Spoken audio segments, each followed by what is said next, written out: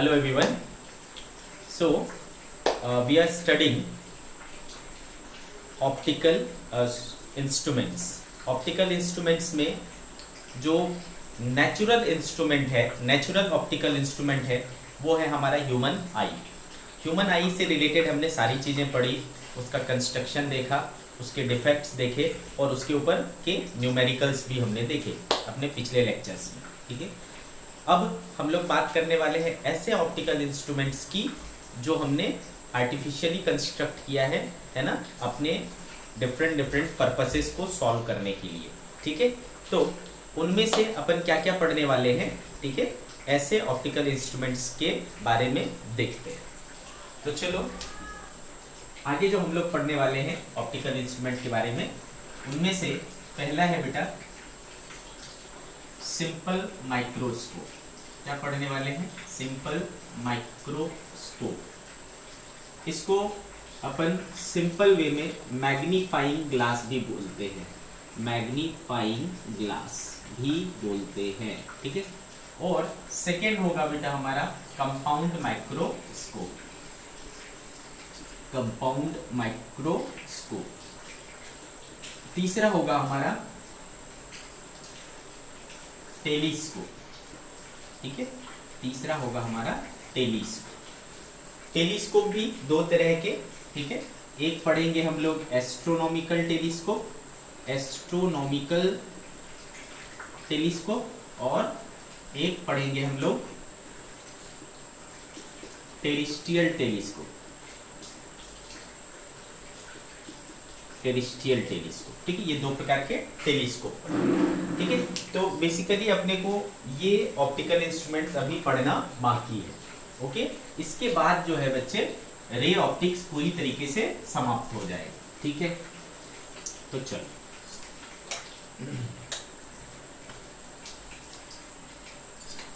पहला स्टार्ट करते हैं हम लोग माइक्रोस्कोप से. माइक्रोस्कोप. सबसे पहले ये देख लें कि माइक्रोस्कोप होता क्या है.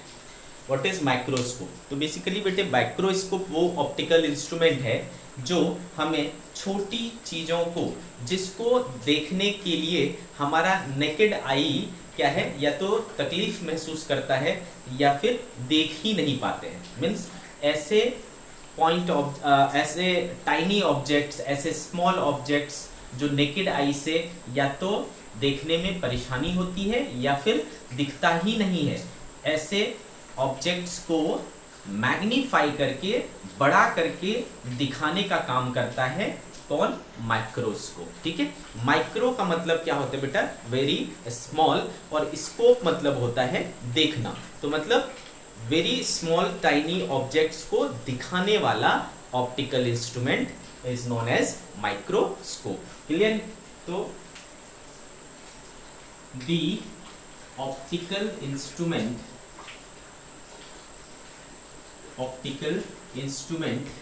which enable us to see the image of, to see the magnified image of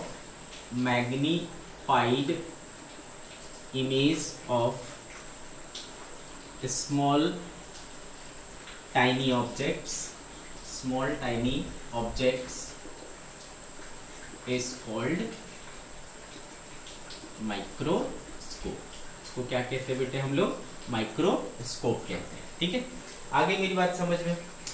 यहाँ पर हम लोग टाइप्स ऑफ माइक्रोस्कोप की बात करें. टाइप्स ऑफ माइक्रोस्कोप वैसे तो कई प्रकार के होते हैं, बट हम यहाँ पर ऑप्टिकल माइक्रोस्कोप की बात कर रहे हैं, तो इसमें दो प्रकार का होता है. ठीक है, एक होता है बेटा, एक होता है सिंपल माइक्रोस्कोप. सिंपल माइक्रोस्कोप, और इसी को हम लोग दूसरे नाम से जानते हैं मैग्नीफाइंग ग्लास. Magnifying glass. ठीक है, और दूसरा है बेटा कंपाउंड माइक्रोस्कोप. कंपाउंड माइक्रोस्कोप, ये दो प्रकार का माइक्रोस्कोप होता है.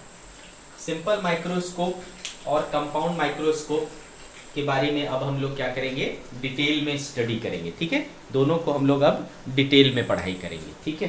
चलो, तो कहाँ से स्टार्ट करें हम लोग, सिंपल माइक्रोस्कोप से स्टार्ट करते हैं, ठीक है।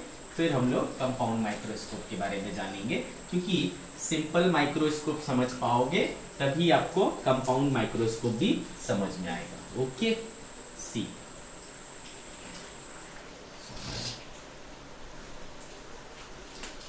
Simple microscope,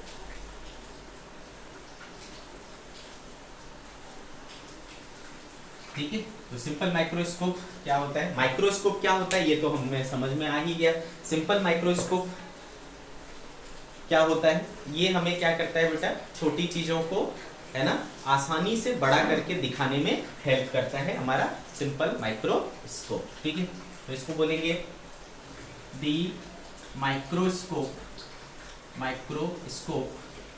which enable us to see the magnified image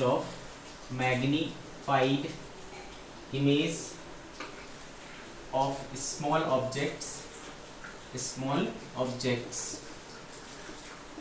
called simple microscope, ठीक है बेटे। तो ये रही कहानी सिंपल माइक्रोस्कोप की। अब हम बात करेंगे कि सिंपल माइक्रोस्कोप बनाया कैसे जाता है, ठीक है। कंस्ट्रक्शन, ठीक है, हाउ इट इज कंस्ट्रक्टेड। तो सिंपल माइक्रोस्कोप आपने भी देखा होगा बेटे, बचपन से आप देखे होंगे, है ना। आपके कंपास बॉक्स के साथ एक ऐसा, है ना, राउंड शेप का इस तरीके का फ्रेम होता है, एक हैंडल होता है, इसमें लेंस लगा होता है, इसको ऐसा, है ना, छोटे छोटे लेटर्स लिखे हुए हैं, उसको पढ़ने के लिए इस तरीके से, है ना, यूज करते हैं। आ रही मेरी बात समझ में, क्लियर है। तो आपने जरूर देखा होगा सिंपल माइक्रोस्कोप। तो बेसिकली इसमें क्या होता है बेटा, एक फ्रेम होता है किस शेप का, सर्कुलर शेप का। तो एक सर्कुलर शेप का फ्रेम होता है, यानी आप कह सकते हो कि एक सर्कुलर फ्रेम होता है, और वो या तो लकड़ी का बना हो सकता है, मेटल का बना हो सकता है, प्लास्टिक का बना हो सकता है। तो वी कैन से कि एक circular frame made up of wooden और मेटल और प्लास्टिक, ठीक है। तो एक वुडन, प्लास्टिक या मेटेलिक सर्कुलर फ्रेम के अंदर एक लेंस लगा होता है, और ध्यान रहे ये लेंस कौन सा होता है, ये लेंस कौन सा होता है, कन्वेक्स लेंस होता है। कौन सा लेंस होता है बेटा, कन्वेक्स लेंस। और ये कन्वेक्स लेंस का जो फोकल लेंथ है वो होना चाहिए कम, स्मॉल फोकल लेंथ, ठीक है। तो वी कैन से कि how it is constructed, how simple microscope is constructed. तो वी कैन से कि a convex lens of small focal length is, है ना, fitted into a circular wooden, plastic और metallic frame with handle, ठीक है। तो ये हो गई इसकी कंस्ट्रक्शन की बात। तो चलो लिख लेते कंस्ट्रक्शन को। It is constructed bye fitting a convex lens of small focal length into a wooden, plastic or metallic frame, ठीक है बेटे। It is constructed by fitting a convex lens of small focal length into a wooden, plastic और metallic frame of small focal length into a circular, यहाँ पर एक और term जोड़ लेना, सर्कुलर वुडन, प्लास्टिक और मेटेलिक फ्रेम। तो ये हो गई फ्रेम विथ हैंडल। तो ये हो गई इसकी कंस्ट्रक्शन की बात, ठीक है। कौन सा लेंस यूज करते बेटा, कन्वेक्स लेंस। उसका नेचर कैसा होना चाहिए, उसका फोकल लेंथ कैसा होना चाहिए, स्मॉल होना चाहिए। ठीक है, तो ये रही कहानी कंस्ट्रक्शन की। अब हम लोग बात करेंगे कि ये काम कैसे करता है, इसका वर्किंग। ठीक है, वर्किंग। तो याद करो बेटा, अगर आपको इमेज फॉर्मेशन याद हो कन्वेक्स लेंस के केस में, ठीक है, अगर आपको कन्वेक्स लेंस के केस में इमेज फॉर्मेशन याद हो, तो हमारे पास एक कंडीशन आया था कन्वेक्स लेंस में कि जब ऑब्जेक्ट को फोकल लेंथ और ऑप्टिकल सेंटर के बीच में रख दिया जाता है, जब ऑब्जेक्ट को फोकल लेंथ और उसके ऑप्टिकल सेंटर के बीच में रख दिया जाता है, तो क्या होता था बेटा, इमेज फॉर्म होता था on the same side of the object, और उसका नेचर क्या होता था, वर्चुअल होता था, इरेक्ट होता था और मैग्नीफाइड होता था। इसी प्रॉपर्टी का यहाँ पर यूज किया जाता है। ठीक है, तो बेटे वर्किंग कैसे करता है, when an object is placed close to the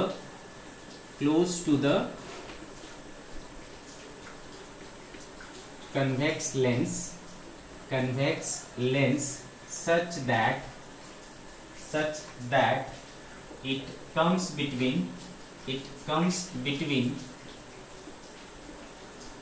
its focal length and optical center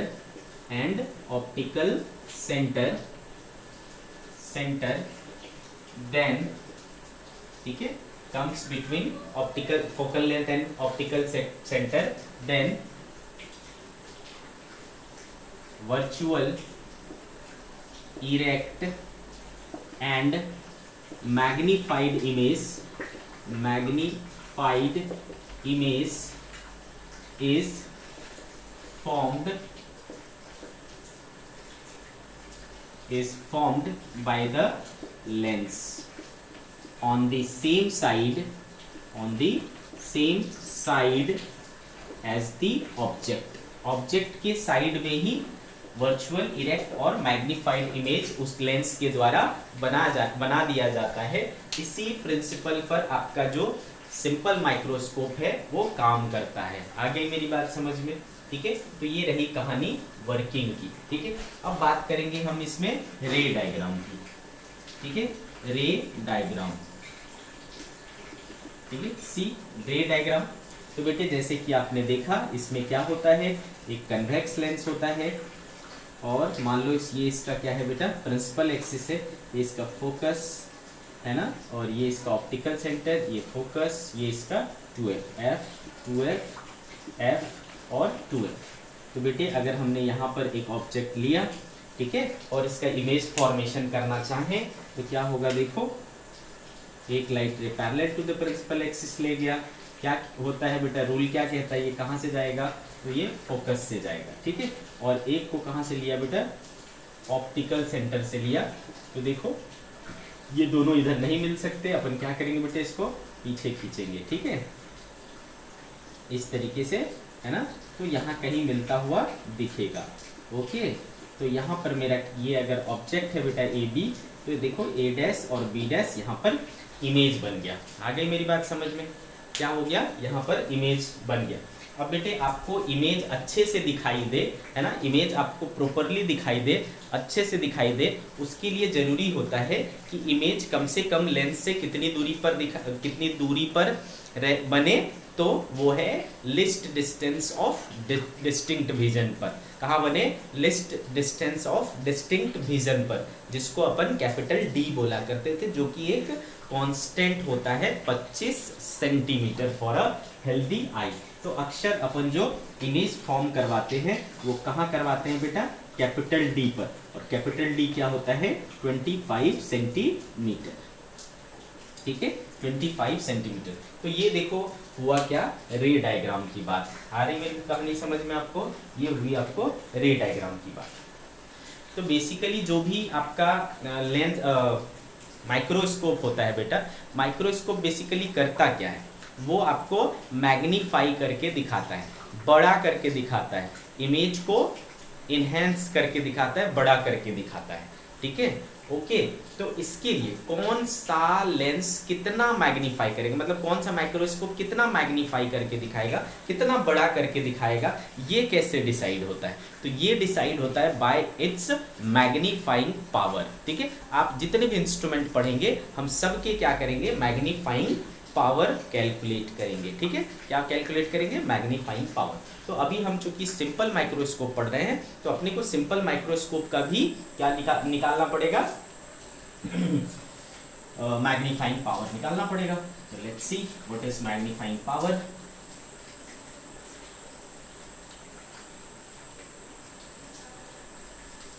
magnifying power, तो पहले इन जनरल मैग्नीफाइंग पावर क्या होता है वो समझते हैं। मैग्नीफाइंग पावर,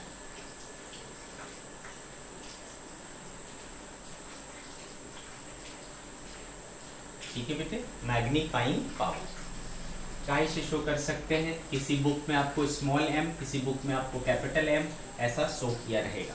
ठीक है, अब आप गौर से अगर देखो बेटे, है ना, अच्छे से देखो तो यहाँ पर इमेज फॉर्म हो रहा है, इधर आपका ऑब्जेक्ट रखा हुआ है, ऐसा आपने लेंस को पकड़ा, देखोगे किधर से, इधर से देखोगे आप, तो आपका जो आप जो ऑब्जर्व कर रहे हो वो कहाँ से ऑब्जर्व कर रहे हो, इस तरफ से, इस तरफ से ऑब्जर्व कर रहे हो। आ रही मेरी कहानी समझ में आपको?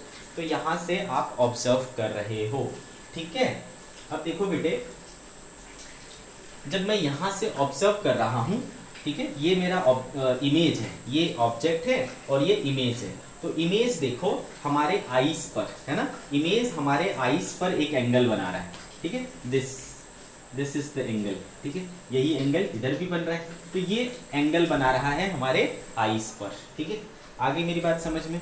तो ये जो इमेज अपना एंगल बना रहा है हमारे आईज पर, उसको कहते हैं बेटा विजुअल एंगल। या फिर आप इस तरीके से समझो, हमारा जो आई है, इन हमारे जो अपना ह्यूमन आई था उसके बारे में बात करो, तो उसमें भी क्या था बेटा, एक कन्वेक्स लेंस था, है ना, एक कन्वेक्स लेंस था। तो बेटा ये क्या होता है, यहाँ पर कोई ऑब्जेक्ट है सपोज, ठीक है, कोई ऑब्जेक्ट है सपोज, तो उसका इमेज यहाँ पर रेटिना पर बनता है ना, इस तरीके से यहाँ पर इसका इमेज बनता है हमारे रेटिना पर। आ रही कहानी समझ में? तो रेटिना पर जो इमेज बनता है तो वो बेसिकली ये एंगल देखो, एंगल पर अपना ध्यान लगाओ, तो ऐसा एक एंगल बनेगा। ठीक है, सपोज थीटा। ठीक है, कितना एंगल बन रहा है, थीटा। अगर आप क्या करो बेटा, आप थोड़ा दूर चले जाओ, ये ऑब्जेक्ट अगर मान लो दूर होता है ना, ये ऑब्जेक्ट अगर मान लो दूर होता, तो फिर ये कैसा एंगल बनाता बेटा हमारे आईज पर, है ना, इसका इमेज का फॉर्मेशन कैसा, क्योंकि ये तो यहीं पर रहेगा ना, है ना, रेटिना तो फिक्स है, तो यहाँ पर इमेज बनाएगा इस तरीके से। तो देखो अब की बार ये जो एंगल बन रहा है वो घट गया क्या बेटे, इस बार जो एंगल बन रहा है वो क्या हो गया, घट गया। और दूर जाएगा तो ये एंगल जो बना रहा है हमारे आईज पर, है ना, ये जो हमारे आईज पर एंगल बना रहा है वो क्या हो गया, और घट गया। तो जैसे जैसे ऑब्जेक्ट दूर जाता है ना बेटा, उसका एंगल आई पर जो बना रहा है वो घट जाता है। अब आपने एक और चीज नोटिस की होगी, कोई बहुत बड़ी बिल्डिंग है बट उसको बहुत दूर से देखो तो वो आपको क्या नजर आती है, छोटी नजर आती है ना बेटे। बड़े बड़े पोल्स, बड़े बड़े इलेक्ट्रिक पोल्स, है ना, दूर से देखने पर छोटे नजर आते हैं, बट उसी चीज को अगर आप पास से जाके ऑब्जर्व करो तो वो काफी बड़े दिखाई देते हैं, है ना बेटा। तो इसका मतलब ये तो कतई नहीं हुआ कि वो ऑब्जेक्ट छोटा या बड़ा हो रहा है, आपके पास जाने से वो बड़ा हो गया, आपके दूर जाने से वो छोटा हो गया, है ना, उसमें तो उसके लेंथ में तो कोई चेंज नहीं हो रहा, वो तो उतना का उतना ही था। तो चेंज क्या हुआ, चेंज क्या हुआ, चेंज होता है विजुअल एंगल, है ना। पास जाके देखोगे तो उसका विजुअल एंगल क्या हो जाता है, बढ़ जाता है, दूर से देखोगे तो उसका विजुअल एंगल कम हो जाता है। जितना बड़ा विजुअल एंगल होगा हमें वो उसकी लंबाई उतनी बड़ी समझ में आएगी। ठीक है, तो छोटा बड़ा होना, है ना, ऑब्जेक्ट का एक्चुअल में छोटा बड़ा होना नहीं है, क्या चेंज होना है, हमारा जो विजुअल एंगल है उसमें चेंज होना दिखाता है। ठीक है, विजुअल एंगल जितना बड़ा बनेगा उतना ऑब्जेक्ट या उसका इमेज हमें बड़ा दिखाई देगा। ठीक है, तो यहाँ पर विजुअल एंगल का बहुत बड़ा कंसेप्ट है। तो व्हाट इज विजुअल एंगल, तो ऑब्जेक्ट या इमेज जो हमारे आई पर बनाएगा एंगल, उसको कहते हैं बेटा विजुअल एंगल। आगे मेरी बात समझ में? तो कहीं कोने में, है ना, कहीं साइड में आप लिख लेंगे कि विजुअल एंगल क्या होता है, visual angle, the angle made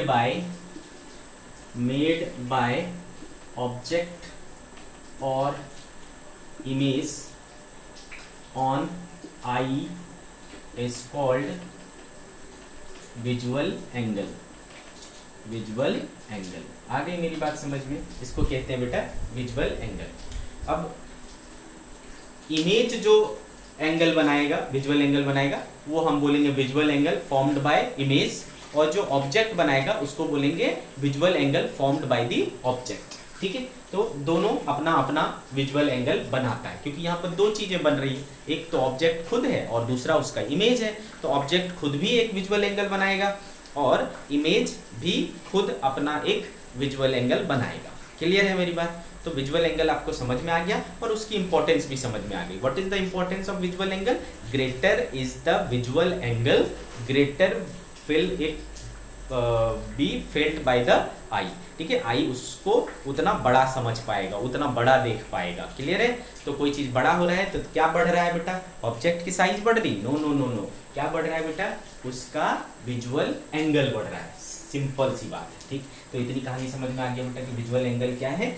जो ऑब्जेक्ट या इमेज आई पर एंगल बना रहा है उसको बोलते हैं विजुअल एंगल। ठीक है, अब देखो जैसे कि इस कंडीशन में देखो, है ना, यहाँ पर ऑब्जेक्ट ये है बेटे और इमेज कौन सा है? ये है। तो इमेज अपना एक एंगल बना रहा है, विजुअल एंगल, और उसको अपन ने बोल दिया मान लो बीटा। ठीक है, मान लो उसको क्या बोल दिया? बीटा। तो बीटा क्या है बेटा? Visual angle subtended bye image on I, ये हो गया बीटा। इसको अपन ने बीटा से शो किया। सिमिलरली बेटा ऑब्जेक्ट भी एक एंगल बनाएगा, विजुअल एंगल बनाएगा। तो ऑब्जेक्ट कितना विजुअल एंगल बना रहा है? तो आप बोलोगे सर ये ऑब्जेक्ट है और ये उसका विजुअल एंगल हो गया, तो दोनों सेम ही हो गया। लेकिन ऐसा नहीं करना है। ऑब्जेक्ट के द्वारा विजुअल एंगल, सिर्फ ऑब्जेक्ट के द्वारा अगर विजुअल एंगल बनाना है तो उस समय लेंस का कोई रोल नहीं है, उस समय लेंस का कोई रोल नहीं है, उस समय सिर्फ ऑब्जेक्ट, ओनली ऑब्जेक्ट। ठीक है, तो अगर सिर्फ ऑब्जेक्ट को आपको देखना है बेटा, तो उस ऑब्जेक्ट को आप मिनिमम कितने दूरी पर रखोगे अपने आईज के? तो ऑब्वियस सी बात है, कम से कम उसको नियर पॉइंट पे रखना पड़ेगा, यानी एलडीबीवी पर रखना पड़ेगा, यानी least distance of distinct vision पर रखना पड़ेगा, है कि नहीं? तो ऑब्जेक्ट को कहाँ रखेंगे? डी पर रखेंगे और फिर अपन उसका निकालेंगे क्या? Visual angle. तो उस यहाँ पर देखो डी कहाँ है बेटा? यहाँ है, और ऑब्जेक्ट कौन सा है? ये है। तो ऑब्जेक्ट को उठा करके हमें कहाँ लाना पड़ेगा बेटा? यहाँ लाना पड़ेगा। This object should be moved to at least what distance?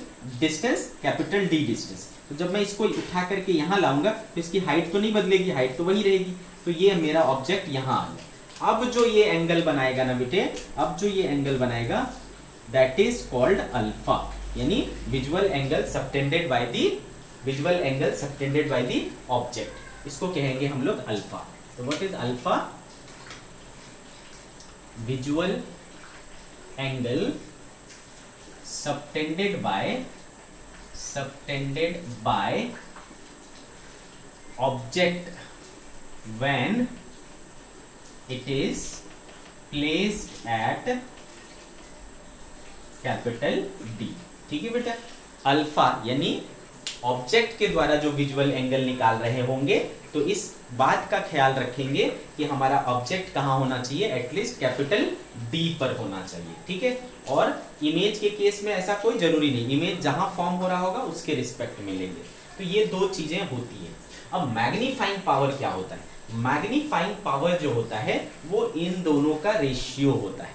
तो we can define magnifying power. ठीक है, तो it is defined as the ratio of visual angle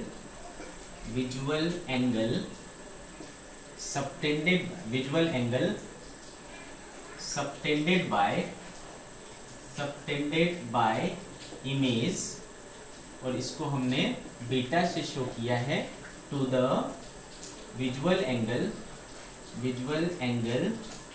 subtended by object alpha when it is placed at capital D. ठीक है बेटे, that is m equals to beta upon alpha, m equals to beta upon alpha. ठीक है, तो ये रही कहानी बेटा मैग्नीफाइंग पावर की। तो मैग्नीफाइंग पावर कितना हो जाएगा, m equals to beta upon alpha. ठीक है, कहानी समझ में आ गई आपको। तो हम इस तरीके से क्या कर सकते हैं, मैग्नीफाइंग पावर कैलकुलेट कर सकते हैं। हर ऑप्टिकल इंस्ट्रूमेंट के लिए आपको मैग्नीफाइंग पावर फाइंड करना है। ठीक है, तो उसमें आपको इसकी मदद लेनी पड़ेगी। तो जैसा आपने यहाँ पर सिंपल माइक्रोस्कोप देखा है, तो उसका भी कुछ मैग्नीफाइंग पावर आएगा। तो चलो उसको कैलकुलेट करेंगे। ठीक है, तो ये इन जनरल मैग्नीफाइंग पावर। अब हम इसके ऊपर बात करते हैं।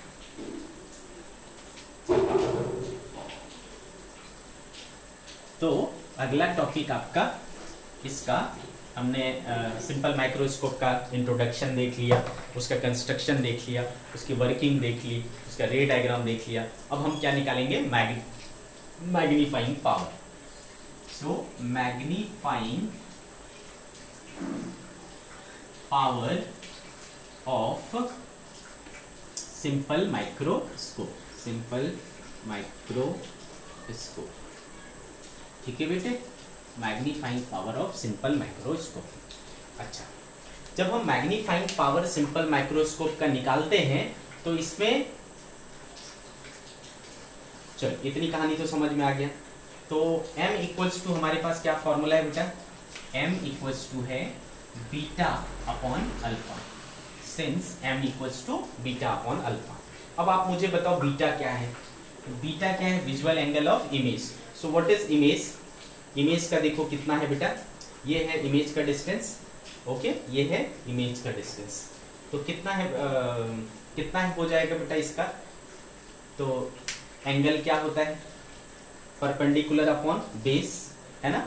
एंगल बहुत छोटे हो तो आप उसको tan theta equals to theta मान सकते हो। तो परपेंडिकुलर अपॉन बेस, तो परपेंडिकुलर इज हाउ मच बेटा, a डैश b डैश। तो a dash b dash, a dash b dash by d। ठीक है, क्या हो गया, a डैश b डैश, हाँ a dash b dash by d, ऐसा आ गया। क्लियर है मेरी बात। तो यहाँ से देखो हमने बीटा निकाल लिया, a dash b dash upon d। Okay, अच्छा एक चीज और कर सकते हैं, कि मान लो कि ये जो ऑब्जेक्ट है वो यहाँ से जो दूरी है इसकी, सपोज u है ना। ऑब्जेक्ट का डिस्टेंस क्या होता है, u होता है। और एक बात अपन देखें तो जो ये एंगल बना रहा है वही ये भी एंगल बना रहा है। इसके साथ कंपेयर करो या इसके साथ कंपेयर करो, सेम एंगल है ना बेटा। ये वाला एंगल क्या है, सेम है, बीटा। तो मैं इसको अगर ए बी के रिस्पेक्ट में करूँ तो क्या होगा, वो होगा बेटा ए बी बाय यू, है कि नहीं। ये क्या हो जाएगा, A B by u, beta equals to हो गया A B by u. This is equation number 1। Similarly alpha calculate करते वक्त इसी को उठा के हम यहाँ लाए हैं, है ना। अभी भी इसकी हाइट क्या है, ए बी है, बट अब ये दूरी कितना है बेटा, capital D. This is equation number 2। Therefore m equals to, चूंकि बीटा बाय अल्फा है तो बीटा कितना है बेटा, A B by u upon alpha क्या है, ए बी बाई डी। ठीक है, तो ए बी कैंसिल हो गया बेटा, this is d by u. So m equals to क्या आया, d बाई यू। फॉर्मूला जो आया मैग्नीफाइंग पावर का इस केस में, that is d by you. Okay, magnifying power कितना है बेटा, d बाई यू। कहानी समझ में आ गई इतनी आपको, ठीक है। अब देखो क्या करना है, हम जब किसी चीज को देख रहे होते हैं तो उसको दो स्पेशल केस होते हैं जहां पर इमेज, फाइनल जो हमारा इमेज बन रहा है वो कहाँ बनना चाहिए, उसके दो केसेस जनरली पढ़े जाते हैं। ठीक है, कि हमारा फाइनल इमेज कहाँ बनना चाहिए, दो कंडीशन होते हैं। एक केस 1 की बात करें, केस 1, ठीक है। केस 1 क्या होता है, when image is focused at least distance of distinct vision. LDDV मतलब बेटा list distance of distinct vision, जिसको अपन क्या बोलते हैं, capital D, when image is focused at LDDV। ठीक है, ये वाला केस, ठीक है, जो कि फोटो में दिखाया हुआ है, ये भी वही केस है ना। क्यों? क्योंकि हमारा फाइनल इमेज कहाँ बन रहा है बेटा, D पर बन रहा है। तो ये एक केस होता है। आगे मेरी बात समझ, इस कंडीशन में कितना होगा मैग्नीफाइंग पावर, इस चीज को देखना है। तो चूंकि बेटे since 1/v minus 1/u is equals to क्या होता है बेटा, 1/f होता है कि नहीं। अब देखो यहाँ की कंडीशन में इमेज डिस्टेंस क्या है ना, इस तरफ लेफ्ट में, तो -d हो जाएगा।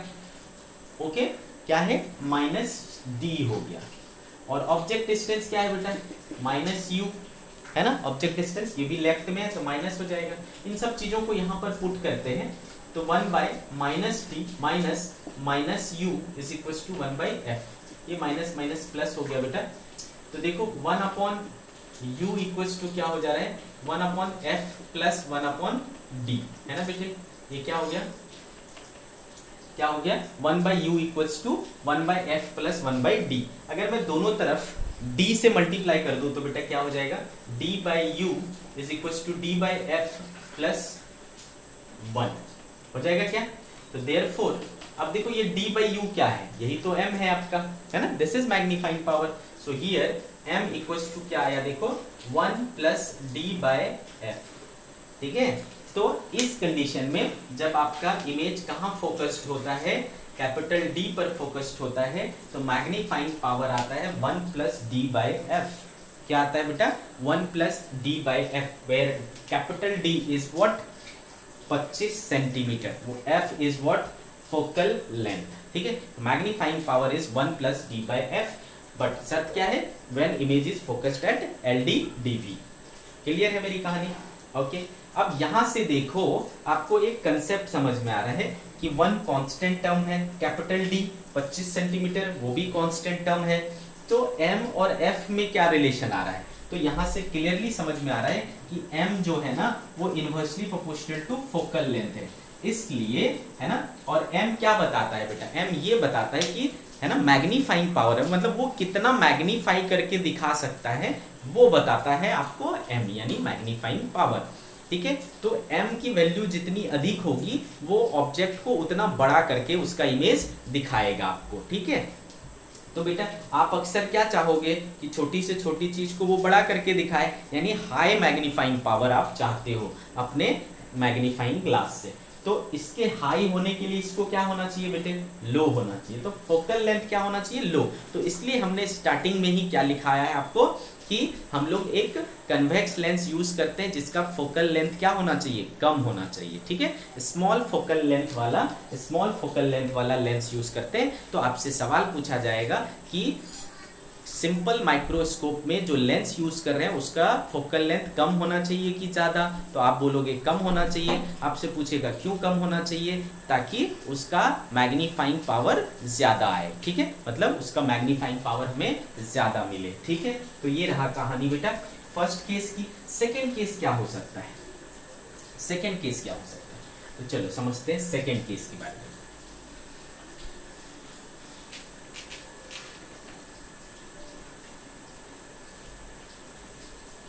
केस नंबर 2, ये जो मैं चीजें बता रहा हूं बेटा ये आपके बोर्ड पॉइंट ऑफ व्यू से बहुत इंपॉर्टेंट है, बोर्ड में आते हैं अक्सर ये सारी चीजें, है ना, मैग्नीफाइंग पावर कैलकुलेट करना और इसके बारे में सारी चीजें ये अक्सर आती हैं, तो इनको आपको ध्यान में रखना है। तो केस 2 क्या हो जाएगा भाई, तो केस 2 हो जाता है जब हम फाइनल इमेज कहां पर बनाए, इन्फिनिटी पर बनाए। व्हेन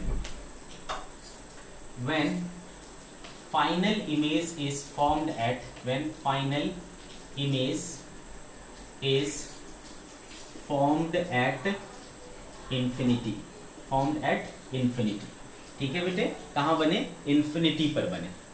अच्छा एक चीज और ध्यान रखना, एक टर्म अक्सर यूज होता है जब आपको फाइनल इमेज इन्फिनिटी पर देखना होता है, जब आपको फाइनल इमेज इन्फिनिटी पर देखना होता है तो उस समय जो हमारा आई होता है ना, वो पूरी तरीके से रिलैक्स होता है। आप बोलोगे ये क्या मतलब हुआ सर?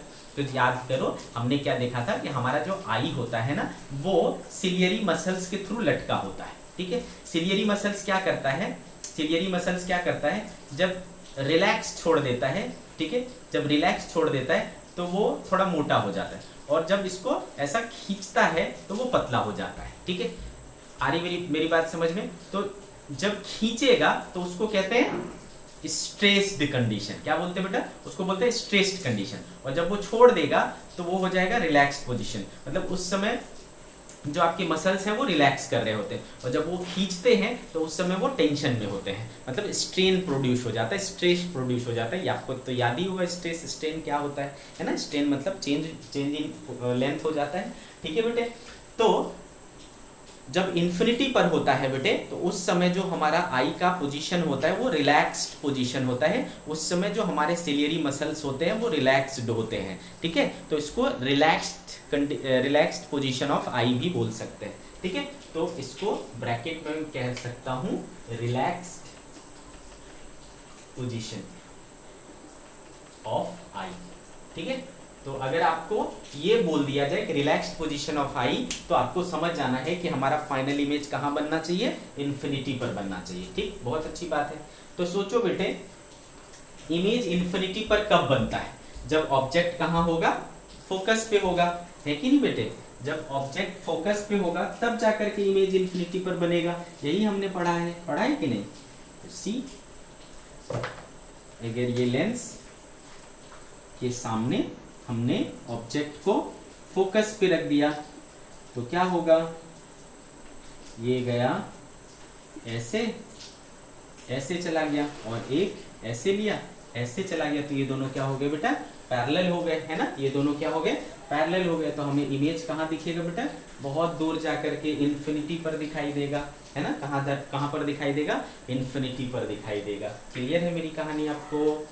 तो बेटा जैसा कि आप देख रहे हो, तो इस कंडीशन में u आपका कितना हो गया, देखो ऑब्जेक्ट कहाँ रखा हुआ है बेटा, फोकस पे, तो ऑब्जेक्ट डिस्टेंस क्या हो गया, f हो गया, है ना? ऑब्जेक्ट डिस्टेंस क्या हो गया, f हो गया, और v क्या हो गया बेटा, सॉरी ऑब्जेक्ट डिस्टेंस क्या हो गया, f हो गया। और देखो सिंस m इक्वल्स टू क्या है बेटा, d बाई यू है ना? d बाई यू है, तो ये क्या हो जाएगा बेटे, d बाई एफ।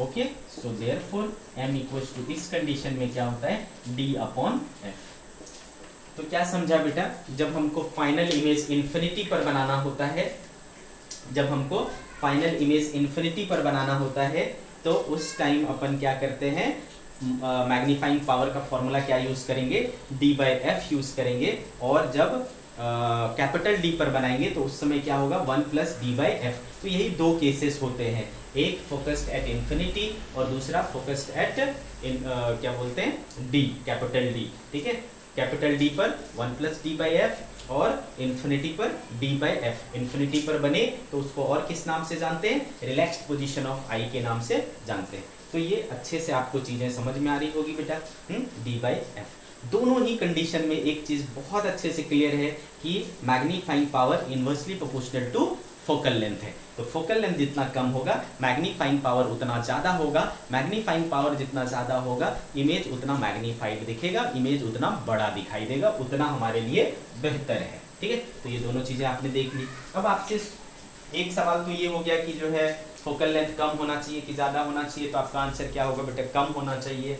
दूसरा सवाल आपसे पूछेगा कि किसमें हमको मैग्नीफाइंग पावर ज्यादा मिल रहा है, लिस्ट डिस्टेंस वाले केस में या फिर इंफिनिटी वाले केस में, यानी रिलैक्स्ड पोजीशन में। ठीक है, तो आप बताओ बेटा, है कैपिटल डी वाले केस में क्या था, 1 प्लस डी बाई एफ, और रिलैक्स पोजीशन में क्या आया, D by F, only D by F. तो कौन बड़ा है? तो कैपिटल डी वाले केस में 1 एक्स्ट्रा है। तो which position is better, which position is better, किसमें आपको इमेज ज्यादा बेहतर दिखाई देगा? तो obviously it is at capital D. तो अक्सर हम लोग किस में यूज करते हैं बेटा, फोकसिंग कहाँ करते हैं, कैपिटल डी पर करते हैं। तो इस चीज को भी मैं लिख देता हूं। ठीक है, magnifying power of, magnifying power of simple microscope, simple microscope is better in case of focused at capital D। ठीक है, इस चीज को याद रखना, उसके कंपैरिजन में यहां पर बेटर होता है। ओके, अब सवाल उठता है कि मैग्नीफाइंग ग्लास या सिंपल माइक्रोस्कोप जो है इसकी यूज कहाँ कहाँ होती, कहाँ कहाँ अपन यूज करते हैं। तो इसके बहुत सारे यूजेस है बेटा। अपन इसको लेबोरेटरी में यूज़ करते हैं। लेबोरेटरी में क्या यूज़ होता है बेटा, जैसे आपने देखा होगा, आपने वर्नियर कैलिपर देखा होगा, स्क्रू गॉज देखा होगा, तो उसके जो ये होते हैं बहुत छोटे छोटे होते हैं, बहुत छोटे छोटे होते हैं, बहुत पास पास होते हैं, तो जनरली हमसे मिस्टेक हो सकती है ना, उसको काउंट करने में, उसके डिविजन्स को काउंट करने में अपने से मिस्टेक हो सकती है। तो अगर हमारे पास ये है तो उससे अपन क्या कर सकते हैं, अच्छे से काउंट कर सकते हैं कि नहीं। तो लेबोरेटरी में रीडिंग लेने के लिए अपन इसको यूज़ कर सकते हैं। प्लस और कहाँ यूज़ होता है बेटा, तो जो ज्वेलरी मेकर्स होते हैं, जो ज्वेलरी बनाते हैं, तो ज्वेलरी आपने देखा होगा कितने सोने चांदी हीरे वगैरह के जो काम होते हैं, तो हीरा कितना छोटा छोटा टुकड़ा, कितने छोटे छोटे नग लगाए होते हैं, तो वो नेकेड आई से देखना पॉसिबल नहीं है बेटा। ठीक है, तकलीफ होती है, आपकी आँख खराब हो जाएंगे, तो वहाँ हम लोग क्या करेंगे, इसका यूज़ करते हैं। प्लस आप देखो जो वॉच रिपेयर करते हैं, हैंड वॉच है ना, हैंड वाले वॉच जो होते हैं, तो उसके जो पार्ट्स होते हैं वो कितने छोटे छोटे होते हैं, तो अगर आप मान लो उसको ठीक कराने देते हो तो उनको नेकेड आई से परेशानी होती है, तो वो क्या करता है, उस चीज़ को मैग्नीफाइंग ग्लास की मदद से ज़्यादा अच्छे से कर सकता है। ठीक है, मैग्नीफाइंग ग्लास की मदद से वो ज़्यादा अच्छे से कर सकता है। ठीक है, आगे मेरी बात समझ में, तो उसके द्वारा यूज़ होता है। ठीक है, प्लस जहाँ भी आपने कई देखे होंगे कि माइक्रो आर्टिस्ट होते हैं, माइक्रो आर्टिस्ट, चावल के दाने पर नाम लिखना, ठीक है, ग्लास के अंदर कोई छोटी सी आर्ट बनाना, इस तरीके की चीज़ें जो करते हैं उन लोगों को भी मैग्नीफाइंग ग्लास की ज़रूरत पड़ती है। ठीक है, तो जो भी चीज़ें मैंने बोला बेटा आप उसको अपने शब्दों में लिख लें। ठीक है, तो इस तरीके से आपका सिंपल माइक्रोस्कोप समाप्त होता है। ठीक है, सिंपल माइक्रोस्कोप समाप्त होता है। देखें एक आध एग्जाम्पल मिल जाए इसके ऊपर। चलो भाई, एग्जाम्पल है हमारे पास, यस जरूर है, एक एग्जाम्पल ले लेंगे फिर आगे बढ़ेंगे।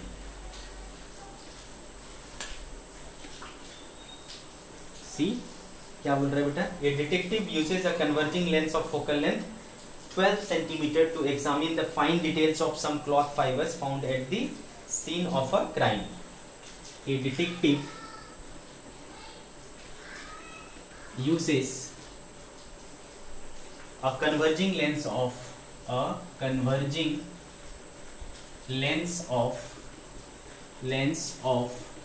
focal length 12 centimeter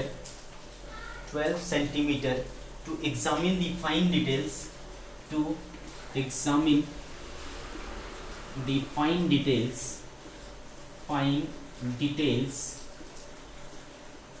of some cloth fibers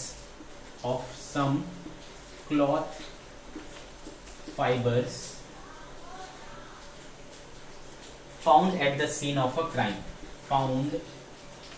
the scene of a crime, ठीक है, scene of crime। Part A, what is the maximum magnification given by the lens? What is the maximum magnification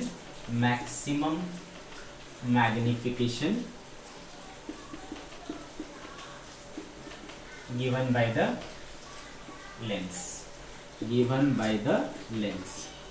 ठीक है, और second आपसे पूछा जा रहा है what is the magnification for relaxed eye viewing?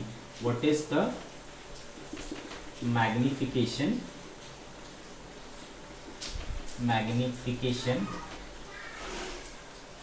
for relaxed eye viewing? ठीक है, अगर मुझे रिलैक्स रखते हुए आई को देखना है तो फिर क्या होगा, मैग्नीफिकेशन। तो यहाँ पर देखो दोनों ही केसेस कंपेयर हो गए। हमको पहले से पता है कि दोनों ही कंडीशन में किस कंडीशन में ज़्यादा मैग्नीफाइंग पावर होता है, तो वो होता है कैपिटल डी पर। यानी यहाँ पर देखो मैक्सिमम मैग्नीफिकेशन पूछा है, तो मुझे कौन सा यूज़ करना चाहिए बेटा, केस पहला केस यूज़ करना चाहिए जहाँ पर फाइनल इमेज कैपिटल डी पर बनेगा। ठीक है, तो पार्ट ए क्या हो जाएगा बेटा, m इक्वल्स टू कौन सा यूज कर लेंगे, 1 प्लस डी बाई एफ। तो 1 प्लस डी कितना है बेटा, 25 सेंटीमीटर है, और f कितना है हमारे पास, 12 सेंटीमीटर। ठीक है, तो ऐसा हो गया। ओके, 1 प्लस 25/12, तो ऑलमोस्ट 1 प्लस 12 दूना 24, 2 है ना, तो ये ऑलमोस्ट क्या हो जा रहा है, 3 है ना। तो पहले केस में आपको क्या हो जा रहा है बेटा, ऑलमोस्ट 3। ठीक है, क्लियर है। सेकेंड पार्ट में आपको क्या बोलते हैं, what is the magnification for relaxed I viewing. Second part में आपको कौन सा यूज करना पड़ेगा, रिलैक्स्ड मतलब इन्फिनिटी पर, और इन्फिनिटी के केस में आपको क्या होता है, डी बाई एफ, यानी 25/12। तो अप्रॉक्स क्या हो जाएगा बेटा, 2। तो यहाँ पर m बराबर 2 आ रहा है, यहाँ पर m बराबर 3 आ रहा है। क्लियर है मेरी कहानी। ठीक है, तो इस तरीके से आप इसको यूज कर सकते हो। ओके, चलो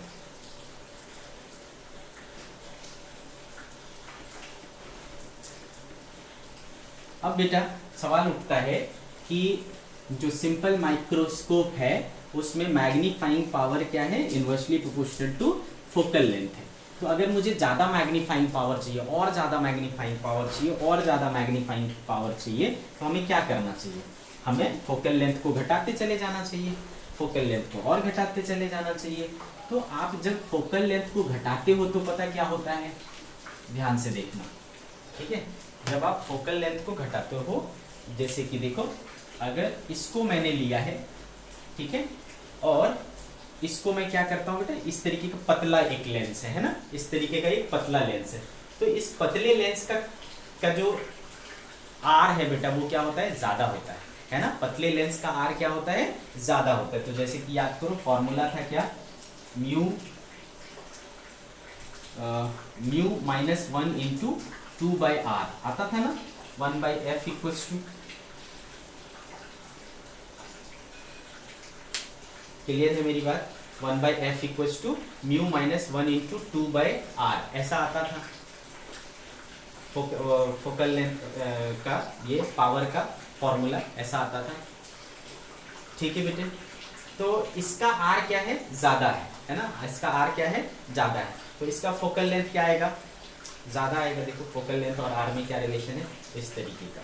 लेकिन अगर आपने इसको क्या किया बेटा, ऐसा दबाया तो क्या हो गया बेटा, देखो है ना, कर्व्स क्या हो गए, आपको छोटे हो गए, कर्वेचर है ना, ये इस तरीके का हो गया। तो देखो इसमें आर क्या हो जाता है, बदल जाता है ना, आर क्या हो जा रहा है, बदल जा रहा है। इसको मैं दबाऊंगा या खींचूंगा तो किस में चेंज हो जाएगा बेटा, आर में चेंज हो जाएगा। ठीक है, तो जब अपन फोकल लेंथ को कम या ज़्यादा करते हैं तो रेडियस ऑफ कर्वेचर, मतलब उसका जो कर्वेचर है वो क्या हो जाता है, बदल जाता है ना, कर्वेचर बदल जाता है। तो जब आप फोकल लेंथ कम करते हो ना बेटा, जब आप फोकल लेंथ कम करते हो तो एक कर्व जो है ना वो ज़्यादा हो जाता है। ठीक है, कर्व क्या हो जाता है, ज़्यादा हो जाता है। अब कर्वेचर ज़्यादा होने से क्या होता है, याद करो हमने पढ़ा था डिफेक्ट्स इन इमेज, और डिफेक्ट्स इन इमेज में 2 प्रकार के डिफेक्ट पढ़े थे। एक हमने पढ़ा क्रोमेटिक एबेरेशन, और एक को हमने बोला स्फेरिकल एबेरेशन। स्फेरिकल एबेरेशन किस वजह से होता है, कर्वेचर की वजह से होता है। तो जितना ज़्यादा कर्वेचर होगा बेटा, एबेरेशन उतना ज़्यादा होगा, मतलब इमेज उतना खराब बनेगा। तो जब आप बहुत ज़्यादा फोकल लेंथ को कम कर लोगे, बहुत ज़्यादा फोकल लेंथ कम कर लोगे तो आर बहुत कम हो जाएगा, आर बहुत कम हो जाएगा तो ये कर्व जो है ना वो ज़्यादा बड़ा हो जाएगा। ठीक है, कर्व जो है ज़्यादा हो जाएगा, और उसके वजह से आपका जो स्फेरिकल एबेरेशन हुआ करता था, इमेज में डिफेक्ट ड्यू टू स्फेरिसिटी, वो बढ़ जाएगा, तो आपको इमेज अच्छे से दिखाई नहीं देगा। तो इसका मतलब है कि आप बहुत ज़्यादा फोकल लेंथ कम नहीं कर सकते। ठीक है, ज़्यादा फोकल लेंथ कम कर देंगे ना तो आपका जो इमेज की क्वालिटी है वो बिगड़ जाएगी, है ना। तो इसका मतलब है कि जो सिंपल माइक्रोस्कोप है वो एक हद तक चीज़ों को बड़ा करके दिखा सकता है, लेकिन बियॉन्ड लिमिट ये नहीं कर सकता, बहुत छोटी चीज़ों को बड़ा करके नहीं दिखा सकता। ठीक है, तो इसलिए सिंपल माइक्रोस्कोप सभी चीज़ों को बढ़ा करके नहीं दिखा सकता। तो हमें रिक्वायरमेंट हुई कि अगर मुझे और भी छोटी चीज़ों को देखना है तो मुझे एक अलग प्रकार के ऑप्टिकल इंस्ट्रूमेंट की ज़रूरत पड़ेगी जो क्या करे, छोटी से छोटी चीज़ें जो नेकेड आई से बिल्कुल भी नहीं दिखता वैसी चीज़ों को भी बढ़ा करके दिखा दे हमें। ठीक है, तो फिर आया बेटा कंपाउंड माइक्रोस्कोप की बारी। ठीक है, क्योंकि अगर आप ये वाले सिंपल माइक्रोस्कोप से मिल्क वगैरह को देखोगे, मिल्क को देखो या अपने किसी फर्श को देखो, ये पेन को देखो, तो आपको कुछ नहीं दिखेगा। लेकिन वही इसी चीज़ को अगर आप क्या बोलते हैं सिंपल कंपाउंड माइक्रोस्कोप के अंदर देखोगे तो इसके ऊपर कई कई सारे बैक्टीरिया, वायरस, ऐसी चीज़ें दिख सकती है। अपने हाथ ऐसे देखो कितना सही दिख रहा है, साफ सुथरा दिख रहा है, इसमें कोई बैक्टीरिया, वायरस ऐसा कुछ भी नहीं दिख रहा है, हमको कुछ भी जर्म्स नहीं दिख रहा है। लेकिन अगर हम इसी हाथ को अपने इसमें रखें, किसमें रखें, कंपाउंड माइक्रोस्कोप में रखें, तो वहाँ पर हमें जर्म्स वगैरह भी दिखाई देंगे, है ना। मिल्क को ले जाओगे तो जैसे आपको पता है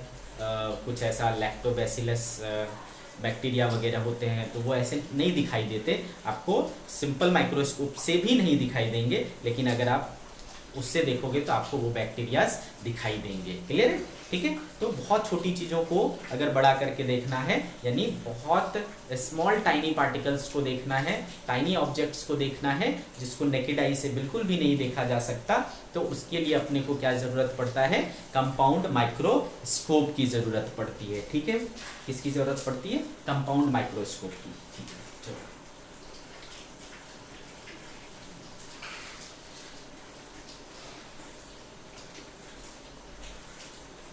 so next topic is compound microscope. Compound microscope, तो कैसे डिफाइन करूं बेटे मैं इसको, कैसे डिफाइन करूं मैं इसको, तो इसको डिफाइन करेंगे कि ऐसा माइक्रोस्कोप जो very tiny objects which can't be seen by the naked eye, है ना, उसको मैग्नीफाइड करके दिखाए, ऐसे माइक्रोस्कोप को अपन कंपाउंड माइक्रोस्कोप बोलेंगे। ठीक, द माइक्रोस्कोप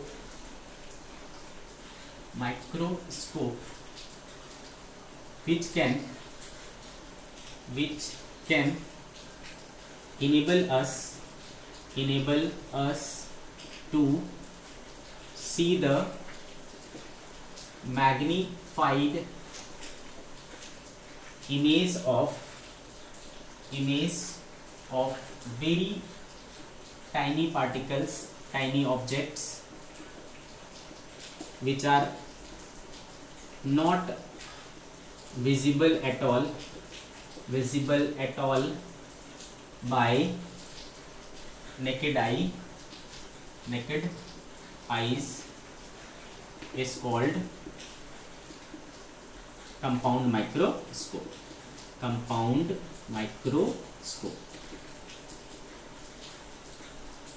ठीक है बेटे, इसको अपन क्या कहते हैं, कंपाउंड माइक्रोस्कोप कहते हैं। अब सवाल उठता है कि कंपाउंड माइक्रोस्कोप इसका नाम क्यों पड़ा और ये किस प्रिंसिपल पर काम करता है। ठीक है बेटे, तो ऑब्वियस सी बात है, ये चूंकि बहुत छोटी पार्टिकल को भी बड़ा करके दिखा देता है, इसका मतलब इसका मैग्नीफाइंग पावर क्या है, बहुत ज़्यादा है ना। अगर आपको कम मैग्नीफाइंग पावर चाहिए तो you can use simple microscope, but if you need higher magnifying power you need to use क्या बेटा, आपको कंपाउंड माइक्रोस्कोप यूज करना पड़ेगा। ठीक है, आ गई मेरी बात समझ में। ठीक है, तो compound microscope higher magnifying power आपको प्रोवाइड करता है। Now why it is named compound microscope, इसका नाम कंपाउंड माइक्रोस्कोप इसलिए पड़ा बच्चे क्योंकि इसमें एक की जगह दो, ठीक है, एक लेंस की जगह दो लेंस यूज करते हैं। ठीक है, और दोनों कैसा है बेटा, कन्वेक्स नेचर का है, दोनों मैग्नीफाइंग काइंड के हैं, है ना। कन्वेक्स मतलब मैग्नीफाइंग, ठीक है, दोनों कन्वेक्स हैं। आ रही मेरी कहानी समझ में, दोनों कन्वेक्स है। तो अपन चूंकि इसमें क्या करते हैं, दो कन्वेक्स लेंस यूज करते हैं, है ना, एक साथ, तो इसलिए ये क्या हो गया, कंपाउंड हो गया, मतलब मिक्स हो, मतलब दो का कॉम्बिनेशन हो गया, कंपाउंड हो गया। ठीक है, तो इसलिए अपन इसको क्या बोल सकते हैं, कंपाउंड माइक्रोस्कोप बोल सकते हैं। अब इसके पीछे का लॉजिक क्या था, क्यों लोगों ने सोचा कि एक की जगह अगर हमने दो यूज किया तो ज़्यादा हमें मैग्नीफाइंग पावर मिल जाएगा। तो इसके पीछे रीजन ये है, तो याद करो। तो या फिर मैं इसको इस तरीके से बोल सकता हूं, क्या, principal of compound microscope, compound microscope. ठीक है बेटे। तो याद करो हमने देखा था कि अगर हमने कॉम्बिनेशन ऑफ लेंसेस यूज किया है ना, अगर हमने कॉम्बिनेशन ऑफ लेंसेस यूज किया तो principle of compound microscope, we know that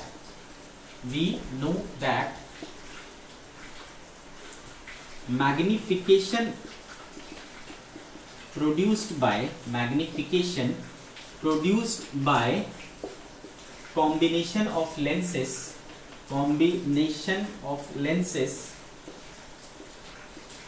ठीक है बेटे। we know that magnification produced by combination of lenses is the product of individual magnification, याद है आपको, है ना, मैग्निफिकेशन। तो ओवरऑल जो मैग्निफिकेशन हुआ करता था वो दोनों के प्रोडक्ट के बराबर होता था। ठीक है बेटा। तो अगर मैं एक से दो यूज करूं, एक का मैग्निफिकेशन मान लो 5 है, दूसरे का मैग्निफिकेशन अगर मान लो 6 है, तो दोनों मिल करके कितना मैग्निफिकेशन कर सकते हैं बेटा, 5 × 6 यानी 30 टाइम्स। ठीक है। तो जहां ये अकेला 5 गुणा कर पा रहा था, जहां ये अकेला 6 टाइम्स कर रहा था, दोनों मिल करके कितने टाइम्स कर सकते हैं बेटा, 30 टाइम्स कर सकते हैं। तो ये इसके पीछे का लॉजिक था, क्या बनाने के पीछे, कंपाउंड माइक्रोस्कोप को बनाने के पीछे, दिस वाज द लॉजिक। ठीक है। तो ये हो गया बेटा प्रिंसिपल ऑफ कंपाउंड माइक्रोस्कोप। अब कैसे कैसे लेंसेज को अपन कंबाइन करेंगे उसको देखना है, यानी अपने को देखना है construction of compound microscope, construction of compound microscope.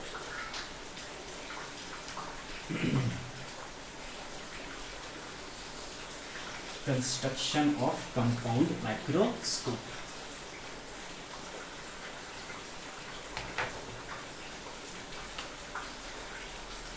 Construction of compound microscope.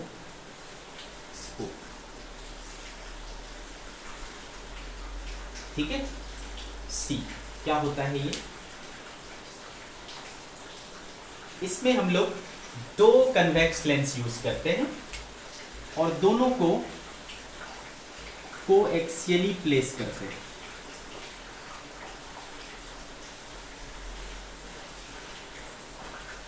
ठीक है। इस तरीके के 2 लेंसेस यूज करते हैं अपन, और दोनों का एक्सिस क्या होता है, कॉमन होता है।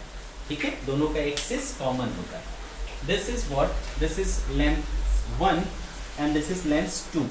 हम लोग क्या करते हैं बेटा, इसके सामने में ऑब्जेक्ट रखते हैं, इसलिए इस लेंस को ऑब्जेक्टिव लेंस कह देते हैं, और इसके पीछे आई रख करके अपन देखते हैं, मतलब इधर ऑब्जेक्ट रखते हैं और इधर से अपन देखते हैं।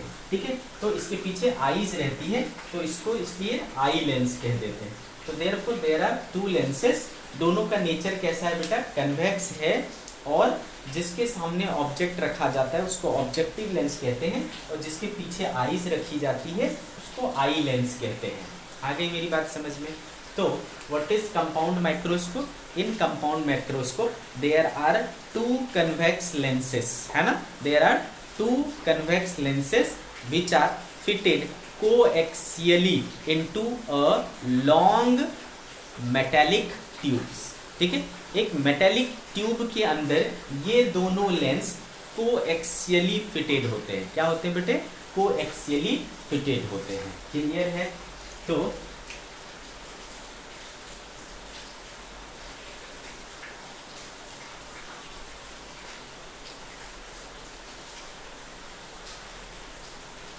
इस तरीके से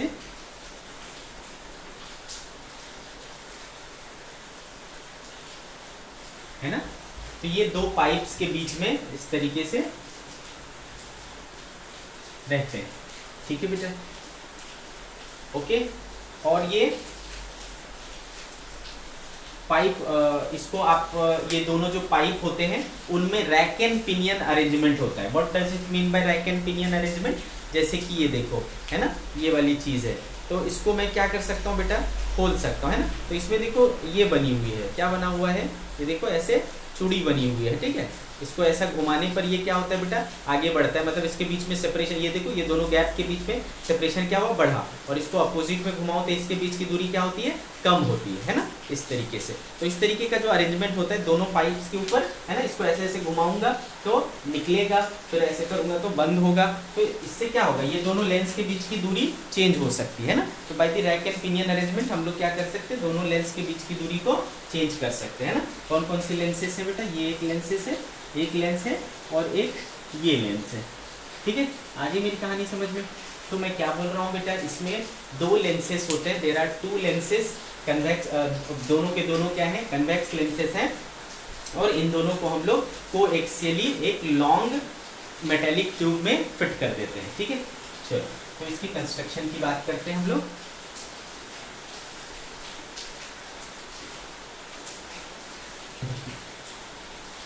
It consists of two convex lenses fitted into a fitted coaxially into a long metallic tube, ठीक है, fitted into a long metallic tube. आगे मेरी कहानी समझ में आपको अभी तक। अच्छा, दूसरी बात, इसमें एक लेंस को अपन क्या बोलेंगे, ऑब्जेक्टिव लेंस, और दूसरे लेंस को अपन क्या बोलेंगे, आई लेंस। किसको बोलेंगे बेटा, ऑब्जेक्टिव लेंस, जिसके सामने में ऑब्जेक्ट होगा, ठीक है। तो the lens facing towards object is called objective lens। और दूसरी चीज, the lens facing towards eye is called eye lens, ठीक है। The lens facing towards I is called eye lens, ठीक है। क्लियर है। ऑब्जेक्टिव लेंस को सिंबल क्या देंगे, एलओ, और आई लेंस को सिंबल क्या देंगे, एलई। क्लियर है मेरी बात आपको, ठीक है। इस तरीके से आप इन दोनों का नेमिंग कर सकते हैं, ठीक है बच्चे। अब आगे क्या करें हम भाई, दूसरी चीज जो आपको ध्यान रखना है, आपको जैसा कि फोटो में दिख रहा होगा बेटा, ये वाला जो लेंस है यानी ऑब्जेक्टिव लेंस, उसको मैंने क्या बनाया है, छोटा बनाया है, और इसको मैंने क्या किया, बड़ा बनाया है। ऐसा क्यों, क्योंकि इसका जो फोकल लेंथ और एपर्चर है वो स्मॉल होता है, और इसका जो फोकल लेंथ एंड एपर्चर होता है वो लार्ज होता है, ठीक है। तो ध्यान रहे कि कंपाउंड माइक्रोस्कोप में ऑब्जेक्टिव लेंस का focal length and aperture of objective lens is smaller than eye lens, ठीक है। इस चीज का भी ध्यान रखना। फोकल लेंथ और एपर्चर ऑब्जेक्टिव लेंस का आई लेंस से क्या है, कम है, ठीक है। ये एक और पॉइंट हो गया। प्लस जो ऑब्जेक्टिव लेंस और आई लेंस के बीच की दूरी है उसको अपन क्या कर सकते हैं, चेंज कर सकते हैं, ठीक है। अगला point, the distance between objective lens LO and eye lens LE can be adjusted by rack and pinion arrangement। इसका मतलब क्या हुआ, आपको समझ आ ही गया होगा। रैक एंड पिनियन अरेंजमेंट से अपन इन दोनों के बीच की दूरी को क्या कर सकते हैं, मैनेज कर सकते हैं। एक और चीज याद रखना है कि ये लेंस, ऑब्जेक्टिव लेंस और आई लेंस के बीच की जो दूरी होगी, ठीक है, ऑब्जेक्टिव लेंस और आई लेंस की जो बीच की दूरी होती है उसको अपन एल बोलते हैं, यानी ट्यूब लेंथ बोलते हैं। क्या बोलते हैं बेटा? Tube length. ओके, तो अगर आपको ट्यूब लेंथ निकालने बोला जाए तो चलो एक और पॉइंट ऐड कर लेते हैं। The distance between objective lens LO and eye lens LE is called tube length. तो कभी आपको ट्यूब लेंथ निकालने बोला जाए तो सिंपली आपको क्या करना है बेटा, इन दोनों के बीच की दूरी फाइंड आउट कर देनी है। ठीक है, इन दोनों के बीच की दूरी फाइंड आउट कर लेनी है। तो ये रही बेटे बात कंस्ट्रक्शन की। तो हमने इसका कंस्ट्रक्शन देख लिया, आगे की चीजें हम लोग नेक्स्ट लेक्चर में देखेंगे। ठीक है बच्चों, चलो बाय बाय।